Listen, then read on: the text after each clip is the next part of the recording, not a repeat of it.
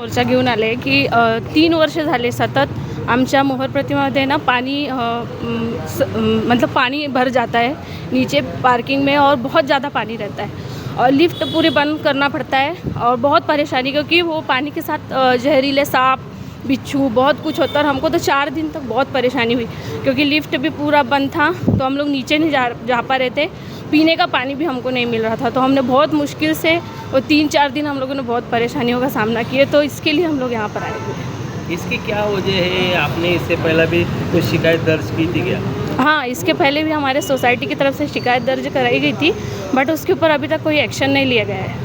फिर आज आप कॉरपोरेशन पे आए, पूरा सोसाइटी के लोग, मतलब क्या कहने के लिए आए? बस हमारा यही है कि हम लोगों ने अगर वहाँ पर फ्लैट लिया है तो हमारी भी तो सुरक्षा की जिम्मेदारी मतलब प्रशासन की बनती है। सुरक्षा तो सबका अधिकार है तो हम लोग टैक्स भी देते हैं, सब कुछ करते हैं। ये 3 सालों से हमारे साथ हो रहा है ना, ये हमेशा का ही प्रॉब्लम है तो हमको इसके ऊपर अभी मतलब प्रॉब्लम का सॉल्यूशन हमको फाइनली चाहिए अभी।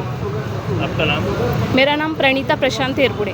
JCB बोलवून आमची सुरक्षा भिंत म्हणजे सुरक्षा भिंत तोडावी लागली आणि तिथून तो पाण्याचा प्रवाह आम्हाला सोडायला लागला। त्यासाठी आम्हाला खूप वेळ गेला आणि त्यावेळी काही लोकांचे नुकसान एवढे झाले, लिफ्टमध्ये पाणी गेले।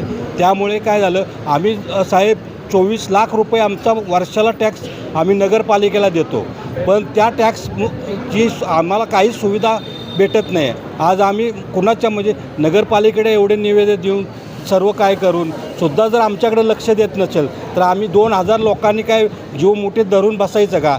लहान मुले आहेत, कुत्रे येतात, जनावरे येतात, साप येतात, काय करायचं? लहान मुलांना आम्ही सांभाळायचं। आम्ही एवढे पैसे देऊन तिथे फ्लॅट खरेदी केला, आमच्या लहान मुलांची जर सुरक्षा तिथं धोक्यात असेल, आमच्या वयस्कर लोकांची सुरक्षा धोक्यात असेल तर आम्ही काय करायचं? आम्ही प्रशासनाकडे दाद मागितली पाहिजे की नाही? आपलं नाव? माझं नाव प्रमोद गोसावी। वाचन दिलं की आम्ही करू, व्यवस्थित करू, काळजी घेऊ, तर अशी मोघम उत्तरं आम्हाला नको आहे। आम्हाला काय करणार, किती दिवसात करणार, कसं करणार आणि कधी करणार ह्याचा एक साऊंड फुल प्रूफ ॲक्शन प्लॅन पाहिजे। कृती आराखडा आम्हाला लगेचच पाहिजे, असं नाही फक्त आश्वासन। मोघम नको, ठोक काहीतरी उत्तर हवेत। थँक्यू। त्यांनी तसं करण्याची गरज आहे, आम्हाला आमचं आंदोलन तीव्र करण्याची गरज पडू नये अशी आम्ही आशा बाळगतो कारण आमच्या सोसायटीत सगळे सुजाण सुशिक्षित नागरिक आहेत आणि आम्ही शांततेने हा प्रश्न सोडवायचा प्रयत्न करत आहोत। आपलं नाव? नालंदा वाणी।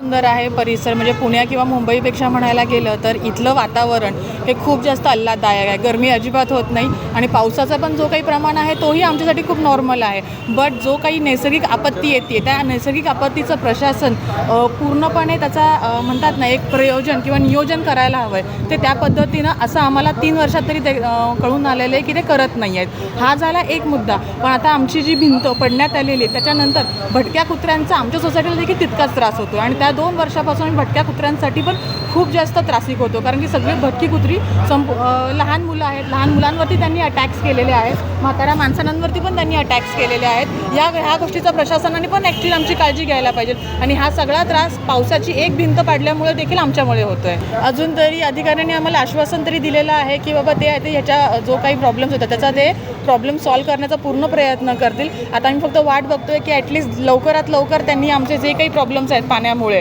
तो त्यांनी सॉल्व्ह करावा ही आमची त्यांच्याकडे। म्हणजे फक्त पावसामुळे ज्या असुविधा म्हणजे पाणी येत नाही, इलेक्ट्रिसिटी आम्हाला बंद करावी लागते का? कारण की जनरेटर्स किंवा सगळे जे काही ते सगळे खालच्या बाजूला आहेत। तर अशा सगळ्या गोष्टींमुळं 12व्या मजल्या, मी स्वतः 10व्या मजल्यावरती राहते, उतरणं सोपं आहे पण चढणं खूप अवघड आहे। लहान मुलांची शाळा तिथं प्रशासनाने सुट्टीच दिलेली असते पण 2 दिवसानंतर तर शाळा सगळ्यात चालू झालेल्या होत्या पण मुलांना खाली सोडायला जाणं हा पण आमच्यासोबत मुश्किल आहे कारण की गाडी काढणं पावसाच्या पाण्यातनं ह्याचा निचरा न झाल्यामुळे हा प्रॉब्लेम्स येतात। तर प्रशासनांकडे हीच मागणी आहे आमची की लवकरात लवकर हा जो पाण्याच्या पावसामुळे जो येणारा व्यत्यय आहे आमचे जे नॉर्मल जे जीवन आहे ते विस्कळीत होऊन जात आहे तर त्याच्यावरती लवकरात लवकर त्यांनी काहीतरी तोडगा काढावा. आपलं नाव?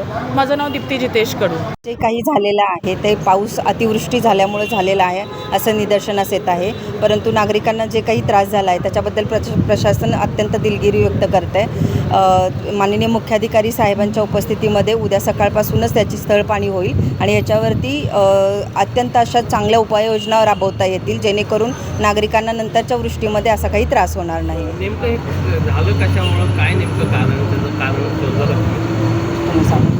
लेकिन जे नॅचरल फ्लो आहेत त्याच्यावरती अतिक्रमण झाले, त्याच्यामुळे तो फ्लो रोखला गेला आणि त्याच्यामुळे ते पाणी डायव्हर्ट झालं आणि त्यानं भिंत पडली आणि ते सोसायटीमध्ये पाणी साचून राहिलं. तर हे जे काय आहेत अतिक्रमण वगैरे त्याच्यावरती आम्ही सर्व स्थळपाहणी करणार आणि त्याच्यावरती कारवाई करणार आहोत. आपलं नाव सर? विश्वजित कदम, सहाय्यक. सगळे नागरिक या ठिकाणी त्यांच्या सोसायटीमध्ये अतिवृष्टी झाल्यामुळं पाणी गेलं होतं. तर ज्या दिवशी मोर प्रतिमा ज्या दिवशी अतिवृष्टी झाली त्या दिवशी खरं तर मी पहाटे 4 वाजता त्या सोसायटीमध्ये मी स्वतः आलो होतो आणि पाणी जे होतं ते कमरेपर्यंत पाणी होतं. मग आम्ही JCB नगरपालिकेचा 4 वाजता पहाटे बोलवला. त्याच्यानंतर मग त्या सोसायटीची भिंत तोडली. त्यानंतर जैन इंग्लिश स्कूल जे आहे त्या जैन इंग्लिश स्कूलच्या इथं देखील काही बांधकामं चालू आहेत. त्या बांधकामामुळं खऱ्या अर्थानं पाणी ब्लॉक झालं आणि ते पाणी इकडे शिरलं. मग तिथलं देखील आम्ही भिंत तोडली आणि तिकडं पाण्याला वाट करून दिली. त्यामुळं नागरिकांना त्रास झाला आहे का तो 100% झाला आहे. याच्यामध्ये दोषी कोण हा एक मोठा प्रश्न प्रत्येक नागरिकाला आहे.